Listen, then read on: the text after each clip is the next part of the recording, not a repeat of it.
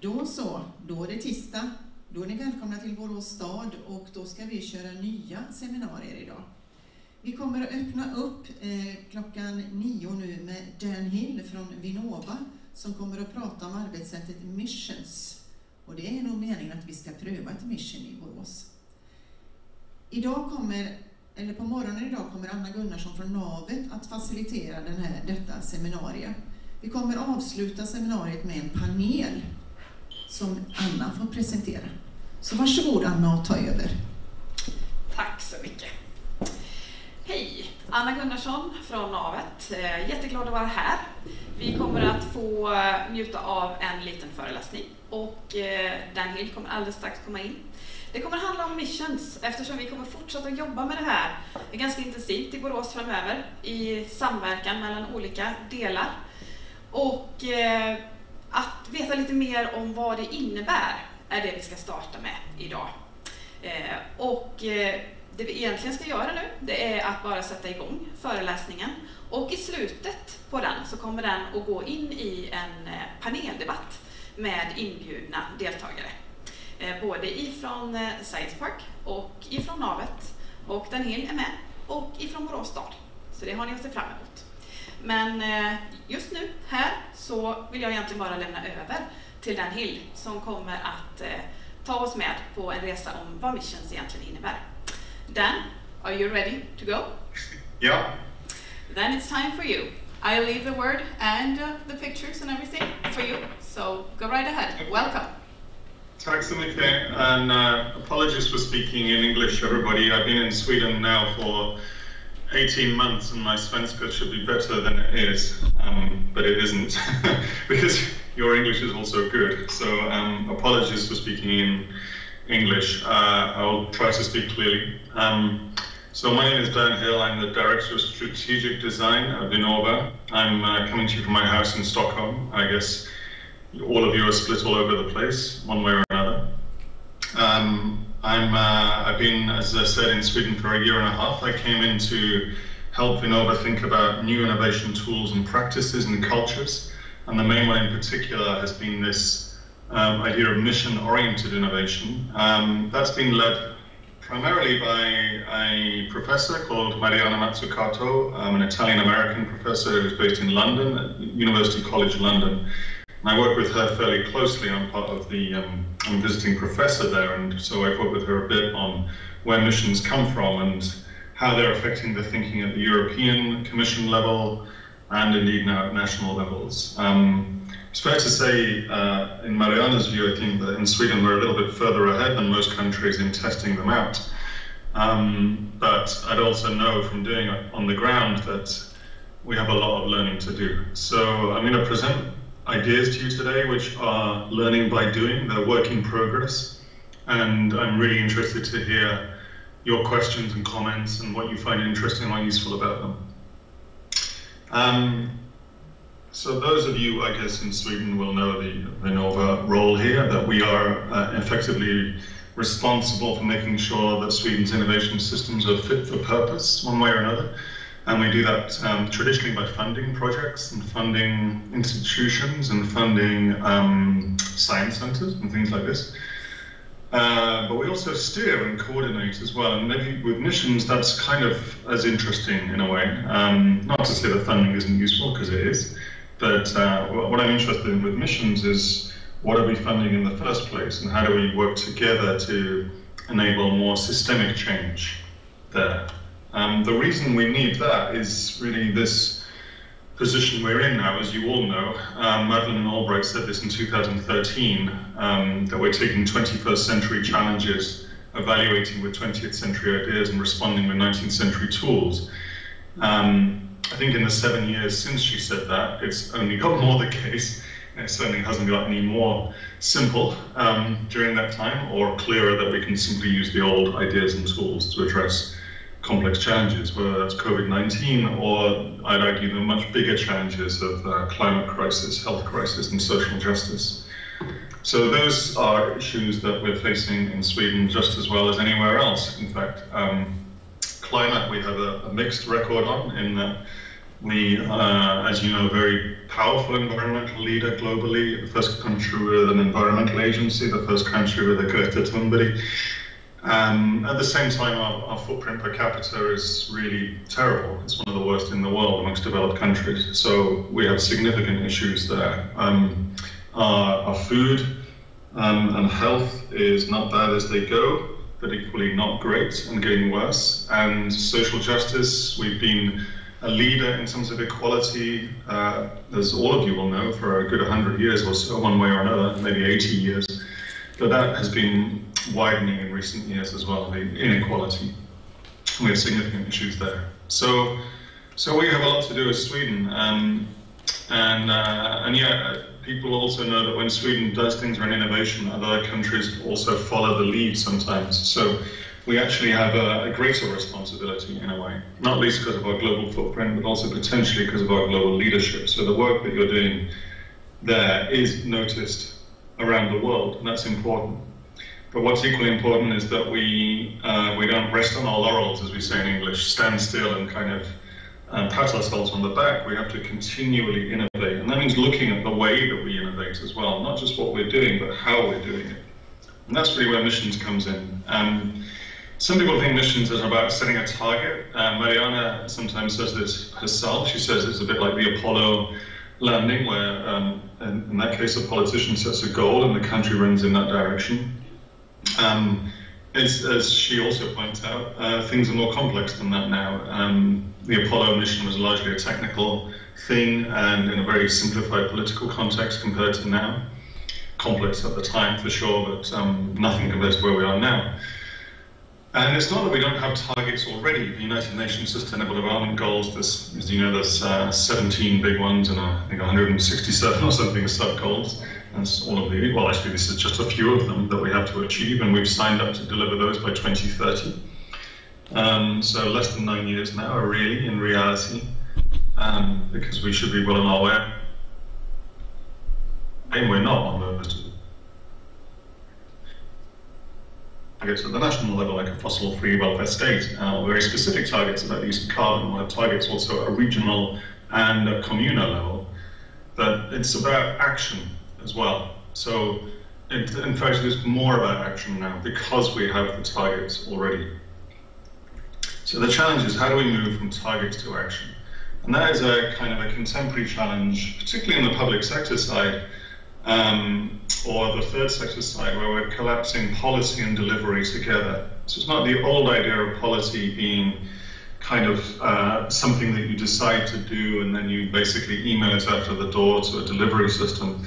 It's actually learning from the delivery at the front line there. That's the really important thing, and then building policy around that. So it's a complete reversal of the process, or at least a bringing together of policy and delivery into some consistent approach there. And that isn't really what we've been doing. So, and it's what no one's been doing, to be clear. It's not that we're worse at this than anybody else.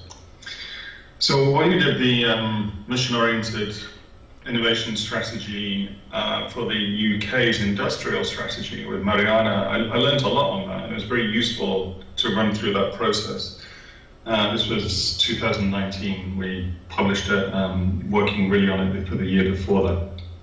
But it was quite a high-level, top-down strategy, I would say. It was a group of experts sitting in a room, and I was one of those people, I suppose. And yeah, we didn't really do much bottom-up work on engagement or get on the road to Borås and find out what the needs are there. I think it was a good piece of work in a very powerful way and made a big difference, but it could only work in a, let's say, traditional way.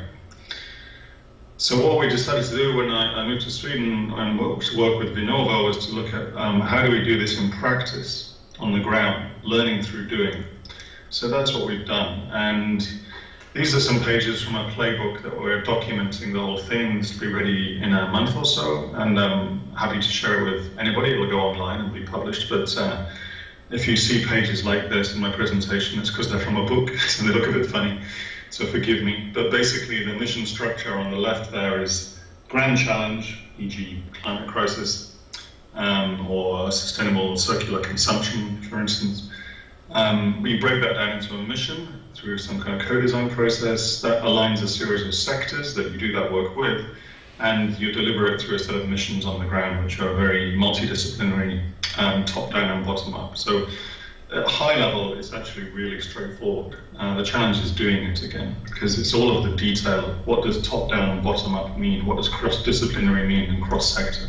What it absolutely means is that we can't just stay in the traditional one sector-based approach, or one agency, or one silo. That's not going to work. Or just work at the national level and ignore the municipal and so on. So as I said, it's quite different in a way than to the Apollo mission, because the Apollo mission didn't really start at the communal level, if you know what I mean, and work up from there. It started at the John F. Kennedy level and worked down. It's perhaps a bit similar, more similar to something like Millionprogrammen, running from 65 to 74, which was an extraordinary piece of, let's say, state-led mission, one way or another, to develop a million affordable new dwellings against a timeline. Very, very powerful. Equally, you'd say some good things and some bad things came out of that. You wouldn't do it in exactly the same way now, for sure, but something we can really learn from in Sweden. Similarly, Nollvision or Vision Zero, set by Trafikverket and then copied all over the world, very powerful, influential, and against a strong social agenda. This is the key thing with missions. It has to be socially relevant, a strong social agenda. It's not enough, for instance, to say have a mission around creating startups or industrial development, because those aren't societally relevant as such. If they do something, then yes. So in this case, industry, of course, was highly engaged in making sure that cars don't kill as many people as they tend to. But you couldn't just do the mission around cars. It has to be around, let's say, no one should die or be seriously injured in traffic. That's a strong mission. So the issue there is perhaps it was a little bit technical. Didn't really get into other ways of solving the problem. It kind of assumed cars, and these days we can assume that cars will disappear over time if we get our story straight. But you could achieve people not dying through simply reducing the number of cars, which is where most serious cities and towns are going now. But still, that wasn't really on the table when this started. So I think, again, looking at it holistically is very important. So we did some early development work inside Vinnova, just looking at, in these pink boxes here, where could you do meaningful missions around? So healthy, sustainable food, or having your healthcare at hand in a very preventative mode, or affordable, sustainable neighborhoods. These are all very clear things you can build missions around, very meaningful to people. I usually have a test. Can you talk about it at a bus stop, and it will resonate with people and they will understand it. The bus stop test is a good one. And then the blue things, there are enabling things underneath that. And you see, that's where it's very important that we have things like an innovative public sector, that we have an agile entrepreneurial private sector, or a thriving social innovation culture, and third sector, trusted data services, machine learning and human learning, and so on. But those are all really powerful, but they're not the point, if you know what I mean. We don't have the public sector just to be the public sector. It's in order to achieve the things on the left, the pink things. So getting that balance right between enablers and outcomes is very important, it seems to me.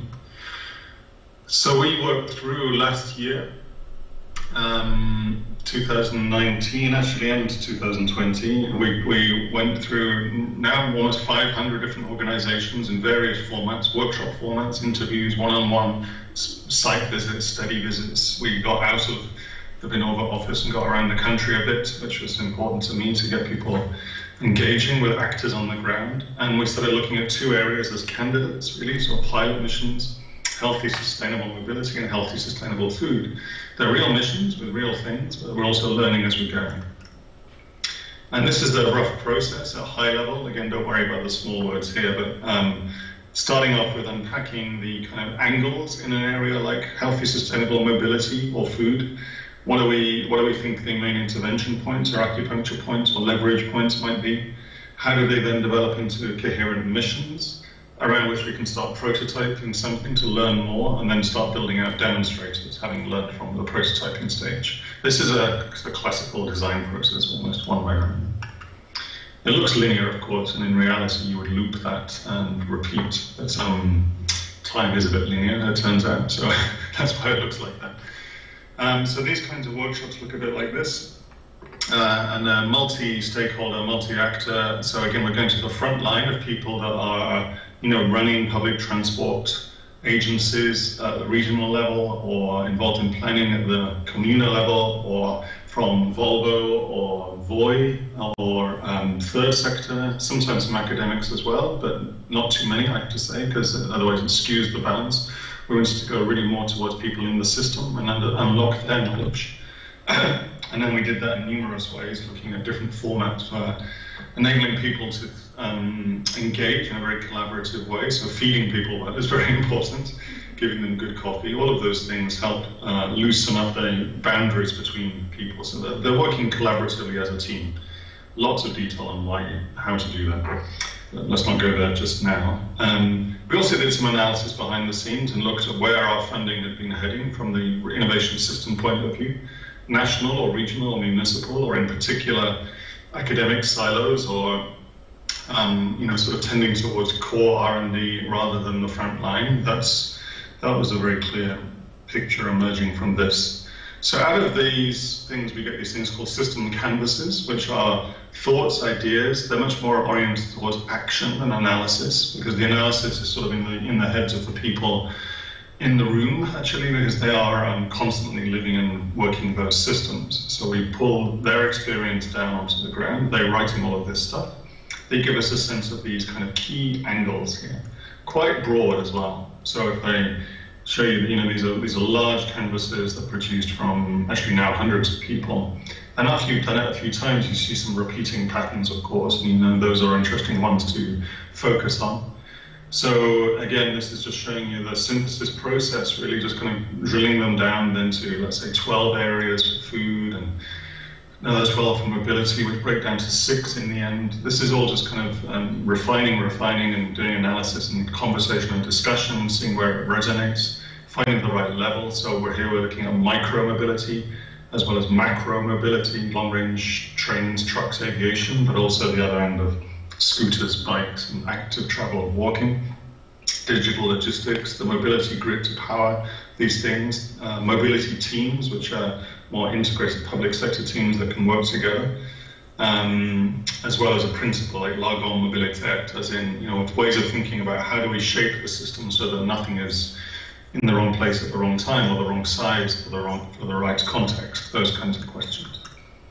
Then we look at push and pull, so tech push and behavioral pull, if you like. So we're not just funding the tech push end of stuff at all. As you know, technology is only ever useful if it's done in a very user-centered and place-centered way. That's why the tech works well, and it doesn't work well unless you do that in terms of implementation and delivery. So we looked to make sure we're looking at both sides there and spreading out these actions across that accordingly. So they ultimately then give us a sense of what these missions can be about. We did a little bit of analysis into how they might fit together as a system. So that's key. One thing that came out of this as a very strong message is that we, in terms of mobility and food, and healthy, sustainable mobility in food, we have pretty much all the technology we need to hand one way or another. This isn't the same for every sector, of course, and it's not even strictly the same inside mobility. If I said zero carbon aviation, then no one is anywhere near it. So yes, there is tech development to do that. But in terms of the way that most people get around most of the time, or could get around most of the time, we have all the tech that we need. So it's more a question of regulation, policy change, organizational development, business models, behavior change, and so on, that end of the innovation problem. And to be clear, that is innovation. Transforming a law takes a hell of a lot of innovation, actually just as much as in the lab. And so it's really important that innovation and research as words and concepts are not just associated with one end of the process, or sometimes, sort of simplified as the science end of the process. It's equally hard, also you could have to do the behavior change work and business model innovation and policy change on the ground to make it happen. And that's the bit that actually is relevant, particularly when we have, again, less than 10 years to go before 2030.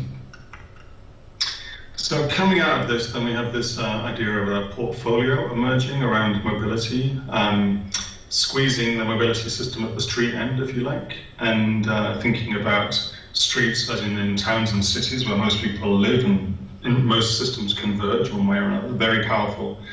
Then retail, and then neighborhoods, and then grid, moving up and down that system there. Retail in particular because of e-commerce and digital and fabrication and all kinds of things around the transformation within retail. Again, most of the tech is there. How you actually do that is relevant, and how do you avoid the problem that cities like New York or Paris or London have got into, which is millions of parcels being dropped on the sidewalk or through letterboxes every single day, creating a huge problem in terms of logistics. We want to try and avoid that. The neighborhood scale is really the lower density and the kind of counterpoint of streets. It could equally be villages and towns, but that's also interesting, of course. Slightly more car dependent, and so we have to figure out how to make that also zero carbon and healthy. And then the grid, there's a picture of Gotland there, but it could be any large region. And of course, Västergötland region is probably particularly well placed here in terms of an energy grid for mobility systems and thinking how does that work and making sure we don't overbuild it or underbuild it. That's really fundamental. And then on the food side, what came out of all of those workshops, again, all of those organizations simplified down to these 4 areas.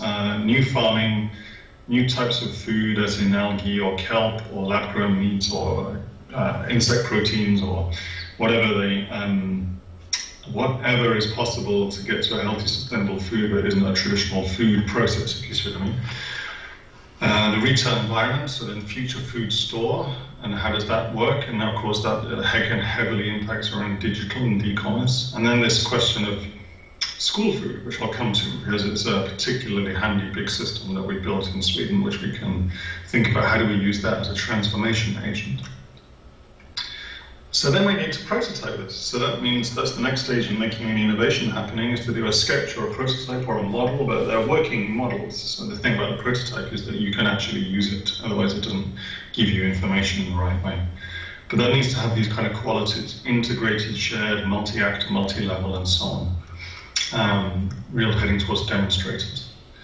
So then each of those has a sort of a kind of cluster of projects within them, and that's where we also need to look at how do we enable systemic change here. So we're not just talking projects, because projects come and go, but how do we actually change the system? So that's briefly in where we have a set of principles, and again, don't worry about the words, but just think about how do you change a system as a different logic to designing a project. So for instance, using a platform strategy, which I'll explain a little bit in a minute, enables you to not just build one project, but to start looking at a common approach across multiple projects, one way or another, either common in terms of regulation or policy or capability or culture, or in terms of data and standards and guidelines and things like that. A diverse portfolio of projects is very important there as well. So you get these kind of positive reinforcement loops across multiple projects, one way or another. Where can you start soon and fast? As well as ensuring that you're going to also be building long-term and slow structures. That's also very important. Prototypes rather than investigations. I'm just pulling a few at random here. So less of the report writing and the analysis that tells us why we should do something, and that takes 2 years, and by the time you've done it, the situation's changed and possibly wasn't even capturing the situation anyway. And using instead knowledge through building prototypes. So that's where we're going. So the platform strategy in particular, I'll explain a bit. So to build that bit of place there at the top, let's say Borås, and then a kind of any one of the systems in there. It could be food systems, it could be systems of consumption products, it could be mobility systems, energy, housing, whatever. Basically the things that everyday life is composed of. They are distinct to this bit of Borås. They're distinct to this bit of Stockholm or Malmö or Umeå. They're all different places, different landscapes, different cultures, different weather systems, different industrial bases, and so on, different histories. But underneath that, underneath the dotted line there, there's actually a consistent set of layers in what we might call the system, which are things like the skills and cultures in the communa. And they will be different, but actually they will also be largely the same at some level as well, or they maybe should be the same at some level. So an innovative procurement practice can be consistent in Borås and Umeå. That's the whole idea. So the question is, how do we get that kind of cut across working, connecting places together like that? standards and guidelines, data and code, financing, policy and law, all of those things actually going further down the stack are increasingly consistent. Until at the law end you end up with, well, if I look at that picture, the same parking space law that transports journalists around is largely a national law. And that's everywhere, in Borås or Malmö. It's interpreted locally through policy and so on, but it's making sure that we have a consistent layer underneath and then just different layer in reality, because every place is different. And if you think about it, that's quite similar to the way that platforms tend to work in the digital world, as in, on my phone has a bunch of apps on it, Ulrika's phone has, or Carola's phone has different apps on it, but they sit on actually a very consistent stack underneath in terms of data and code and operating systems and laws actually as well, and policies for sure. So you have massive diversity at the top layer and then you have consistency underneath. This is the trick of how we enable this system change. And what that means is you also have to look at the diversity going into the problem. So if we pick our street example as one of these missions here, on the left-hand side, if we just give the street to the traffic department, we tend to get traffic out. I mean, that's sort of the clue is in the name in a way. So I'm not saying that in a bad way. The traffic department are absolutely doing their job 100%, exactly as we're asking them to. But streets are not about traffic. They never really have been about traffic. They're about movement sometimes, but they're also about community and conviviality and exchange and actually standing around a lot of the time, selling things, talking, playing, all of those things. That's what streets are actually about. If you look at any old street, that's what they've been about for far longer than we've given them to cars, for instance. So if you then look at the model on the right and you put in, okay, if we put in the top of this picture, logistics and retailers and environment and personal traffic, but also public art and public health and utilities and so on, you can produce multiple outputs out of that street, one way or another. You can increase the, you can use the street for transforming your approach to the environment, obviously, one way or another. Equally, you can use it for transforming your approach to social fabric. And that asks an interesting question about how do we use these everyday infrastructures around us? Do we want to sort of emphasize certain things? Like now, we're looking at the Sustainable Development Goals again, we need to emphasize increased biodiversity, improved environmental quality, increased social fabric and cultural production. So these things in a way need to be more emphasized, using the street as a platform for those things.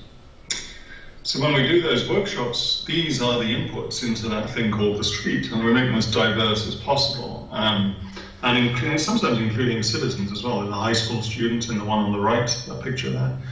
On the left is a mixture of people from startups and myndigheter and energy companies and communal staff and so on. So it's quite interesting mix, a diverse mix enables a diverse outcome one way or another. In those workshops, we would often trigger people with some sense of the future. We might do that with words, though, actually, because then they can contribute as well. And they, in this exercise, they would often add the next line here, in terms of this was actually getting towards mobility. So they can be critical about it. And here again, you see, we then make it quite tangible. What they're drawing on there are kind of archetypical streets. This one is sort of almost like a suburban million program era Swedish town, and we give them pieces to move around, but they're also scribbling all over it. And with this one was in Umeå, and with a lot of, again, interesting mix of people. And out of that comes this kind of very diverse picture of what a street can be about, both the kind of in the middle of town and then in a suburban context. Some patterns start emerging there, so we end up then with the mission, which is ensure that every street in Sweden is healthy, sustainable and vibrant. And to be clear, this mission's been co-produced now by hundreds of people working together on it. It's not a Vinnova mission as such, it's a Swedish mission. Actually, if anything, it's led through the kommuna, because the kommuna is, that's where the streets are. I'll come back to how we do that in a second. So what we're doing alongside this is, of course, we're looking around and seeing what else is happening in the world. So we're doing analysis. Oslo getting rid of parking spaces, Barcelona doing the same and turning their streets into, again, kind of as streets should be, about play and exchange and community. Paris doing the same thing with their 15-minute city model, which is they're removing 70,000 parking spaces and they're making half of all the surfaces in Paris green and porous to deal with rain and to heat island mitigation and carbon and all kinds of things. So in this kind of street thing that came out of the workshops there, we're able to look at those things and then look at what's on the table, and you come up with a set of touch points. These are the things that, so in a way, these are obvious projects or possibilities or bits of platform or system that need to happen. Healthy, sustainable, and vibrant, in particular meaning. So healthy, very important, and not safety, but actually how do we make streets that generate health? Sustainable, obviously we could talk about that forever, but that really breaks down to low carbon, non-polluting, use of materials, dealing with heat island effect, dealing with stormwater, all of those things to do with climate resilience and so on. Vibrant means full of life, and those things could be a busy street with bars on it, or it could be bugs and butterflies on a leaf, either way. We're looking at using this existing system here. Now, this is a logic of this system design. Instead of just making new stuff, like let's say the River City project in Gothenburg, which is a great project and obviously super important for Gothenburg. But if you look at all the streets in Gothenburg, that's the picture on the right, that's a much bigger possibility.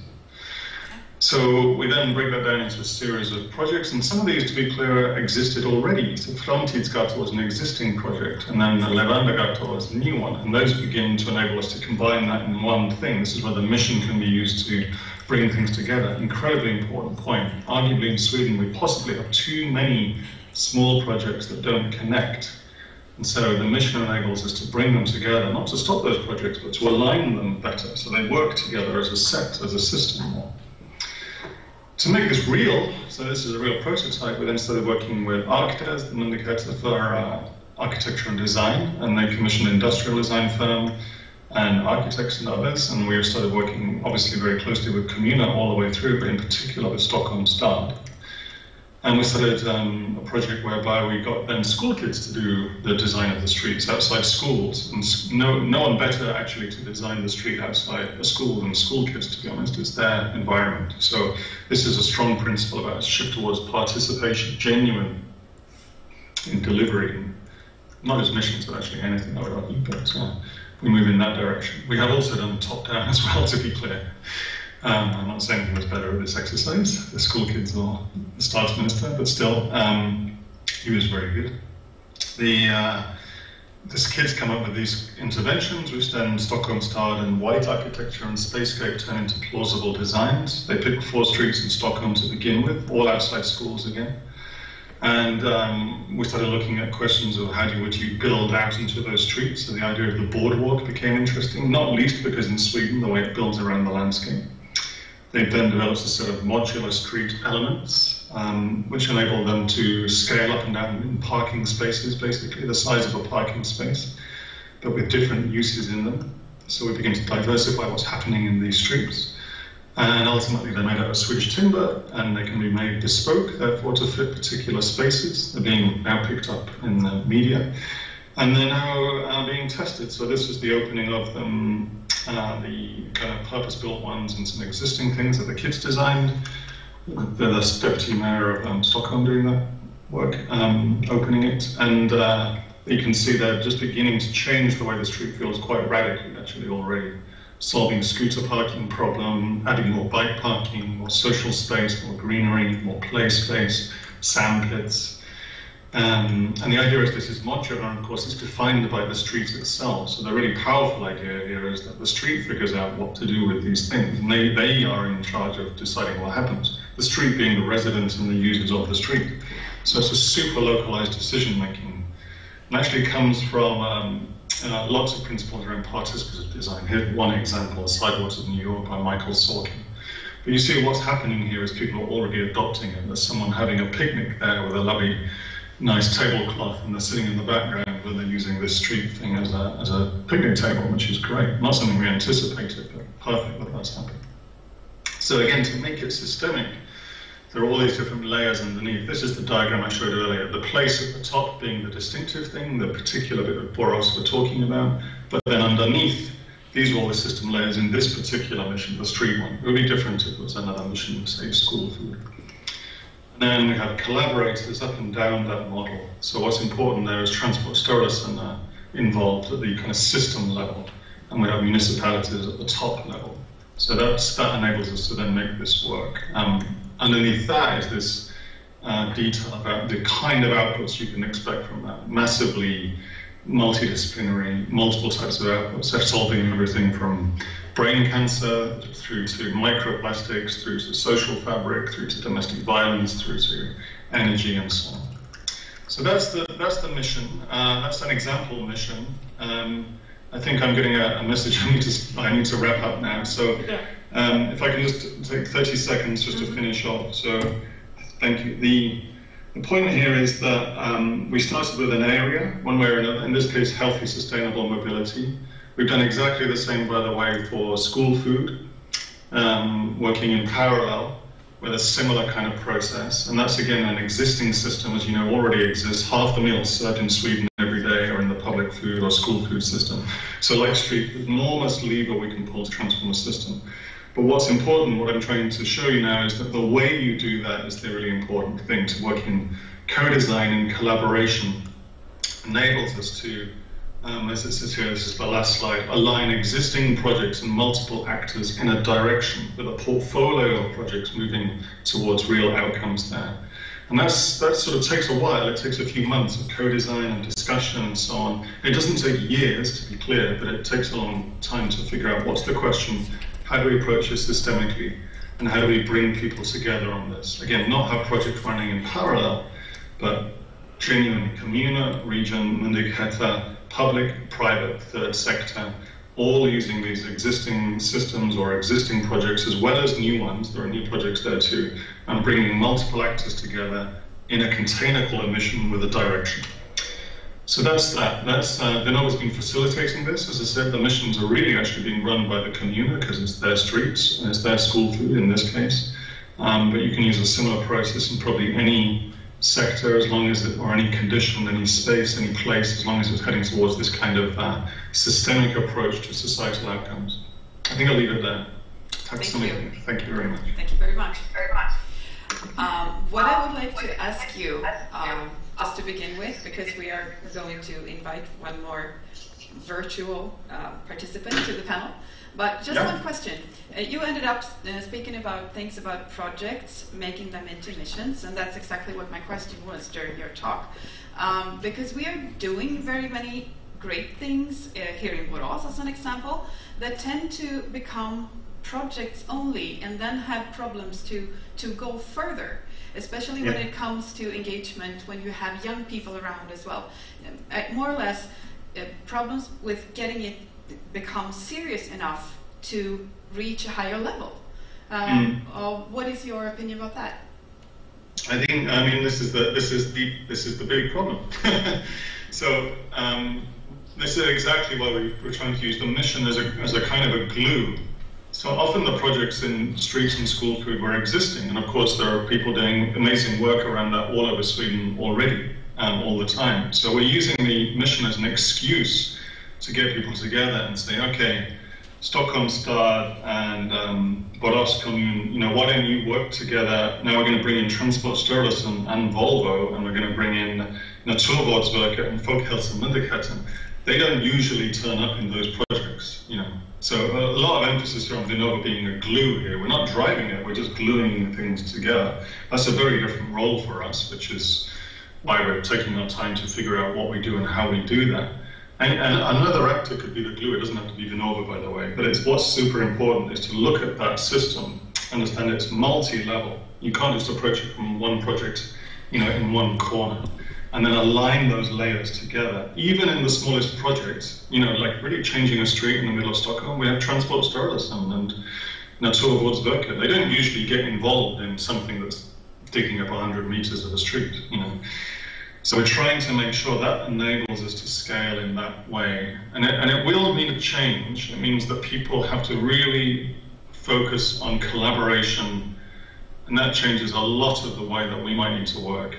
If you think about the call process, actually the call process, call for funding, is a competitive process. Mm-hmm. It is. Like you win, someone else doesn't, right?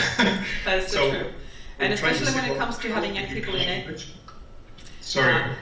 Especially when it comes to having young people in your project, to make it emphasize that they are part of the community and also will be our citizens of tomorrow. Exactly. To emphasize that they are as important as other people who have more power, actually. And one thing also that I'm thinking, because I'm a teacher, also is that we always have some kind of problems or challenges, I would say, to make more students active in society.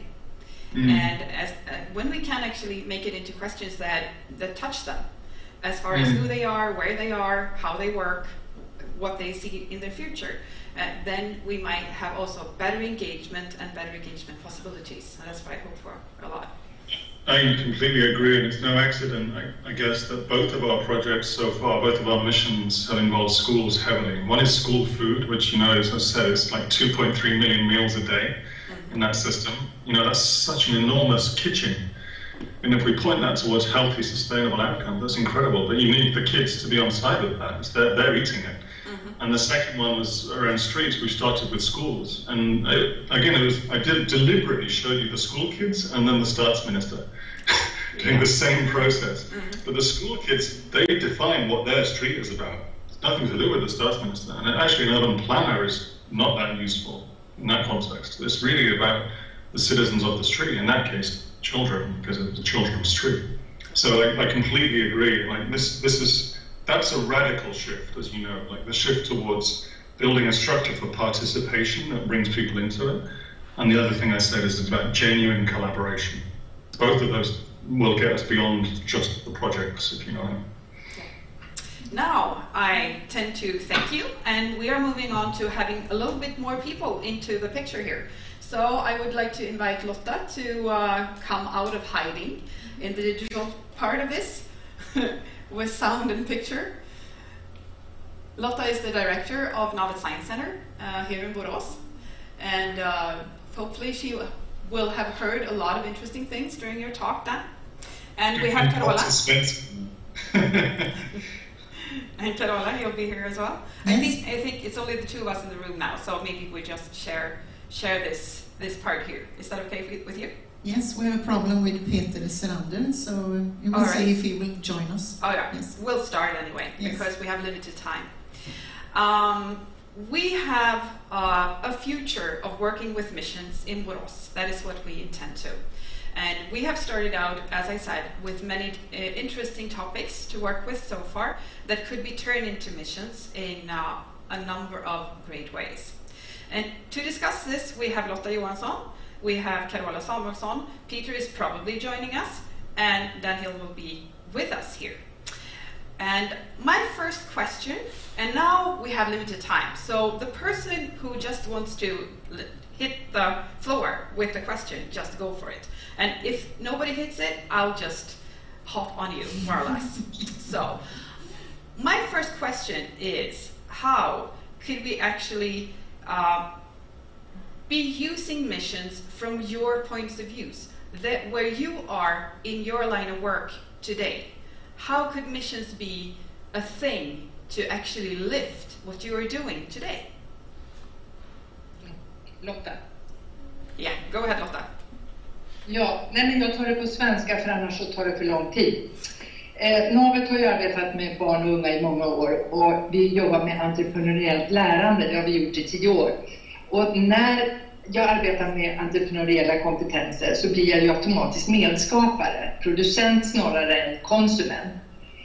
Och kontexten är ju viktig och det här har vi kört i väldigt många år. Engagemanget kommer då också.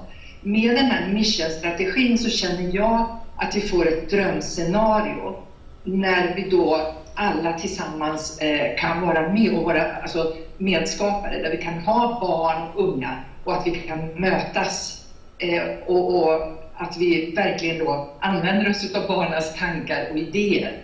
Att vi får bort de här hierarkierna och att vi kan mötas. Vi upplever att det finns ju ett jätteengagemang hos barn och unga.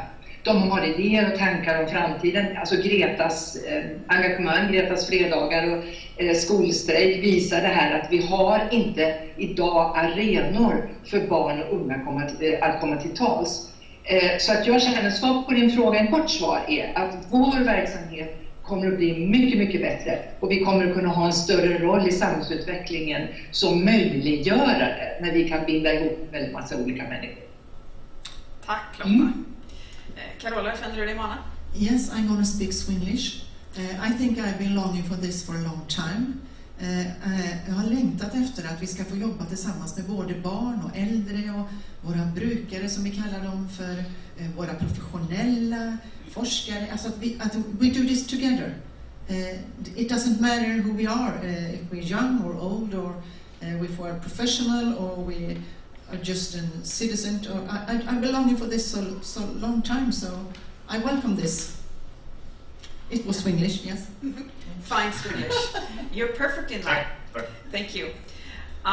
If you have, Dan, just one little tip for us to actually be driving the change faster, what would that be?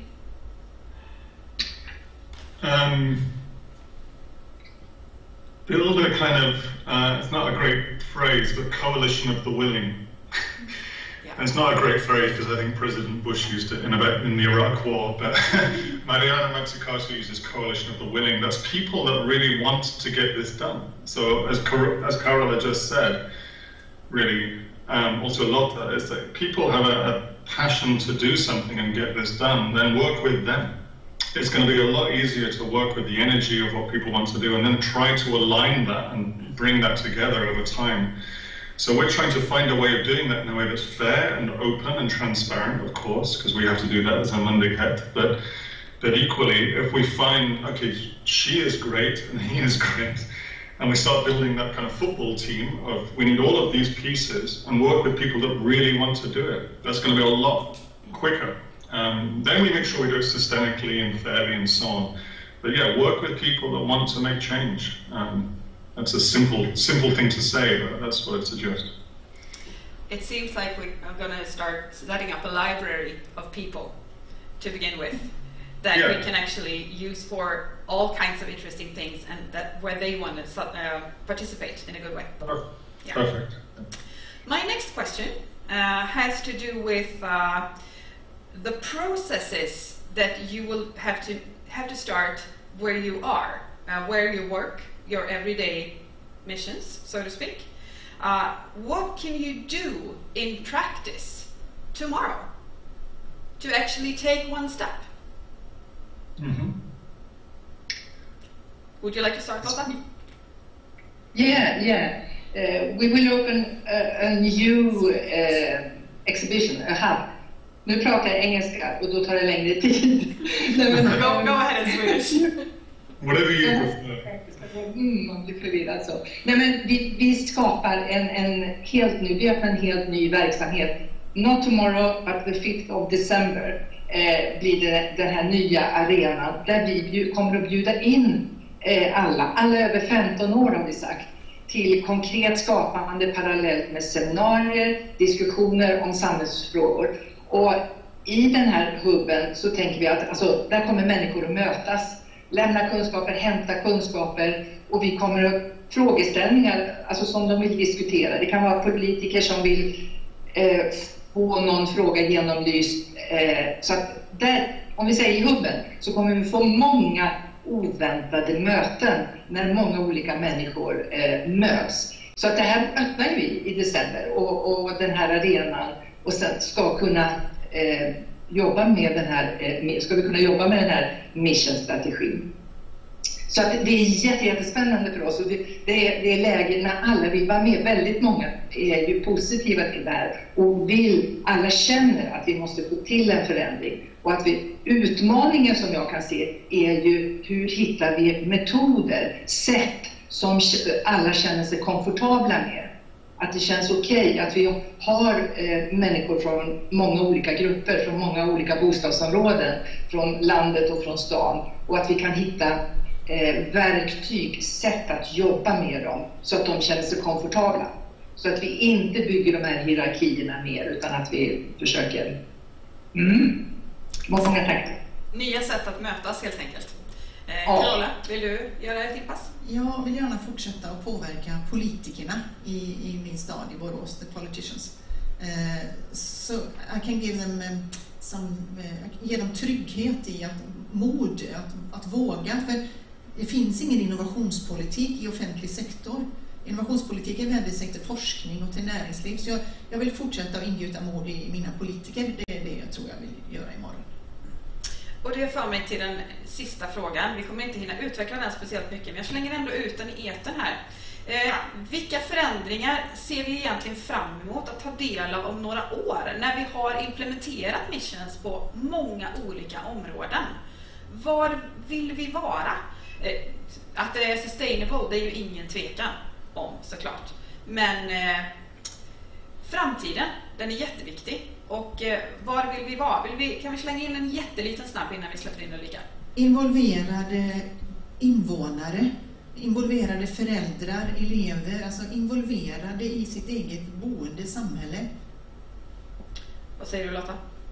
Jo, men jag tänker om många olika tankar, idéer möts så skapar vi ju någonting hållbart som också är lättare att utveckla.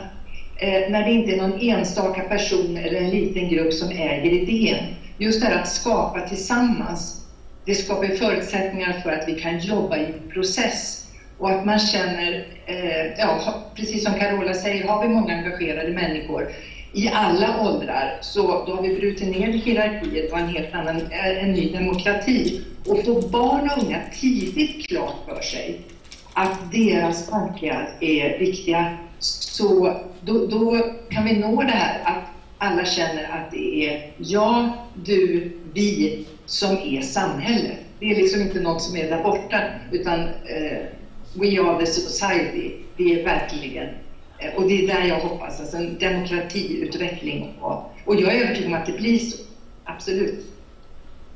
And as a representative of Vinnova, where do you think you'll be in 2 years with the missions? What are we going to use them for? No, where you'll be, what you have accomplished in 2 years. Because you are like spreading the word now. Yeah, exactly. And I suppose we're also, we're doing two things. One is we're stimulating activities, and then we're learning. Learning and discussing, and things like this is really important, talking to people like you, because you're much closer to the ground than we are, than I am in particular. So in 2 years I hope that we've stimulated a kind of a portfolio of missions, so there's a wide set of things running right across Sweden that makes sense in Borås just as it makes sense in Malmö and Göteborg. That they're covering most of the areas of everyday life one way or another. So, you know, schools and streets and parks and transport and work and museums and culture, you know, all of those things can have missions running in them. And I think alongside that, then we've built up a practice, as in we've worked together to understand how to do this kind of thing. And we have 2 years of experience of doing that together. That would be a great outcome. Because I'm interested in building that. I have to cut you off there and leave the final word to Ulrika, who has been asked to just do a little wrap up as far as where we're going. Tack så mycket. Tack så mycket Dan, tack så mycket Lotta. Jag tänker prata på svenska nu. Det var också meningen att min kollega Peter Serander från Science Park skulle vara här idag. Och vad jag tänker det är att hur Science Parks kan vara en aktör och en aktör i spänningsfältet mellan teori och praktik kan vara en coalition partner of the willing i den här coalition som vi bygger tillsammans med Vinnova och med Navet Science Center och ta med oss de här tankarna ner till mikroformatet men också lyfta upp till makroformatet till att bidra till systemförändring och hjälpa individer att bli till mer hållbara livsstilar i framtiden. Det känns jättespännande. Ja. Och det här med spännande tycker jag vi lämnar alltihopa med. För här måste vi bryta. Tack så jättemycket alla inblandade. Thank you so much Dan for participating. We hopefully will meet again around these missions. It feels hopeful. Thank you very much. Thank you so much. Bye bye. Hej då. Hej då. Hej då.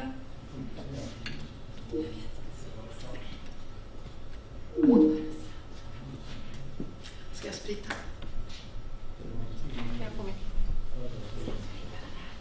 Då tar vi en liten kort paus och släpper in Fredrik Zimmerman klockan 10, så vi är tillbaka om bara 6-7 minuter. Tack så länge!